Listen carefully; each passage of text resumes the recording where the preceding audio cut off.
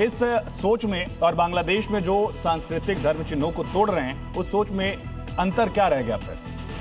बांग्लादेश एक अलग मुल्क है, भारत एक अलग मुल्क है। भारत संविधान से चलता है और आज की डेट में बांग्लादेश का कंपैरिजन भारत से करना जो है वो गलत है और मुझे नहीं लगता सही है। जहाँ तक फतवों की बात आ गई तो देश जो है वो संविधान से चलता है। लोगों को अपनी धर्म के आधार पर चलने की आज़ादी है, अपने धर्म को मानने की आज़ादी है।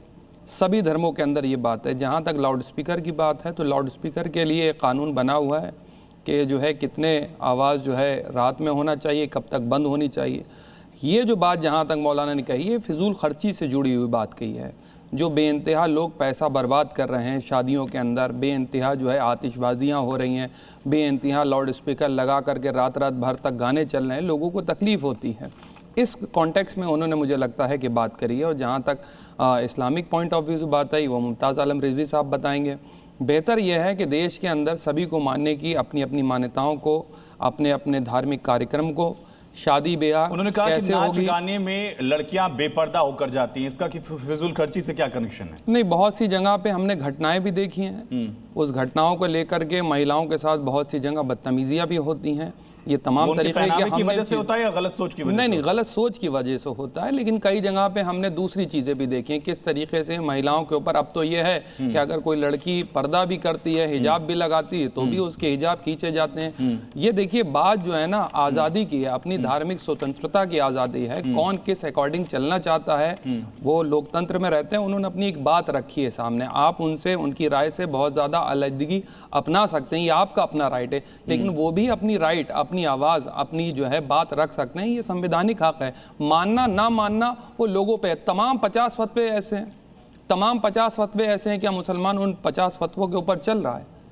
क्या बहुत सी चीज़ों पे सनातन धर्म के अंदर बहुत अच्छी बातें दी हुई हैं, लिखी हुई हैं? क्या 100% लोग जो है धर्म को फॉलो कर रहे हैं? हर धर्म के अंदर जो है, एक सेकंड अमनगिरी साहब, अभी आप अपने टर्म पे, आप हम कर रहे हैं। हर धर्म के अंदर, हर धर्म के अंदर, हर धर्म के अंदर ऐसे लोग होते हैं जो अपनी बात रखते हैं। बहुत से लोग उनको फॉलो करते हैं। बहुत से जवाद जी, मुझे ये अच्छा लगा आपने कहा कि ये हो सकता है कि उनकी बात से आप इत्तेफाक रखें या ना रखें। आपने एक तरह से कॉन्ट्रडिक्ट भी किया उनको, लेकिन ये कट्टर सोच की जरूरत क्या है 21वीं सदी में? अब नहीं, कट्टरवाद तो हर धर्म के अंदर है साहब। ये सिर्फ एक मुसलमानों तक अपना खत्म करिए, ये अपना खत्म करेंगे। किसी नहीं, मैं देश की बात कर रहा हूँ। देश को, समाज को, विश्व को कट्टरता से लड़ने की जरूरत है। और हर समाज में कट्टर लोग होते हैं, हर धर्म के अंदर कट्टर लोग होते हैं, उससे कोई इनकार नहीं। हमें कट्टरता की तरफ नहीं, हमें मानवता की तरफ। मौलाना कारी की सोच कट्टर है, आप ये मानते हैं? कट्टरता नहीं, मुझे उनकी सोच में ऐसी कट्टरता नहीं लगी। उन्होंने अपनी एक चिंता व्यक्त करी है और वो चिंता जायज लग रही है। विनोद बंसल जी, मैं आपसे ये सवाल कर रहा हूं।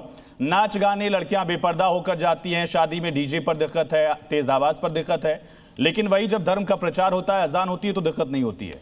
अगर दिक्कत है तो दोनों जगह बराबर होनी चाहिए। विनोद बंसल जी,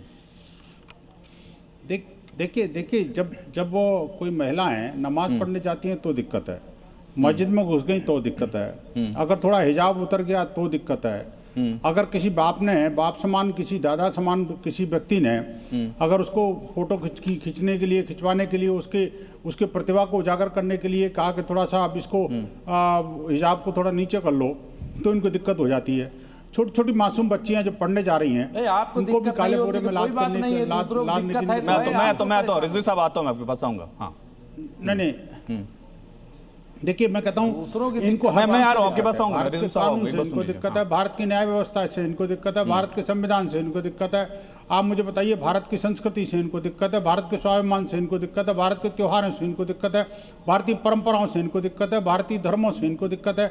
आप मुझे बताइए किससे दिक्कत नहीं है इनकी? जब हिंदुओं का त्यौहार होता है तो इनको दिक्कत होती है, अपनी त्यौहार होता है तो इनको दिक्कत होती है, चूंकि इसके ऊपर उनको हमला करना है। आप मुझे बताइए कि ये जो कट्टरता है, ये मानसिकता कब सुधरेगी, ये समझ में नहीं आता मेरे को। आप मुझे बताइए कि महिलाओं को अगर नाखून में अगर मानो नेल पॉलिश भी लगा लेती है तो उनको दिक्कत है, नाच गाने से तो दिक्कत है, फोटो खिंचाने से तो दिक्कत है, लेकिन खुद अपना फोटो भी खिंचाएंगे, वीडियो भी बनाएंगे, टीवी पर ही भी आएंगे, इधर उधर की बातें भी करेंगे। लेकिन अगर किसी महिला ने कर लिया तो आफत हो जाएगी। ठीक है, क्यों? क्योंकि महिला को बाहर निकलने की आजादी नहीं है, बाहर स्पष्ट बोलने की आजादी नहीं है, साथ में नमाज पढ़ने की आजादी नहीं है। अब देखिए, कोई मुस्लिम महिला किसी को मौलाना, कोई सुना है आपने को मौलाना थी, कोई काजी है कि कोई चलिए इस पर भी उलेमा जवाब है, दीजिएगा। कोई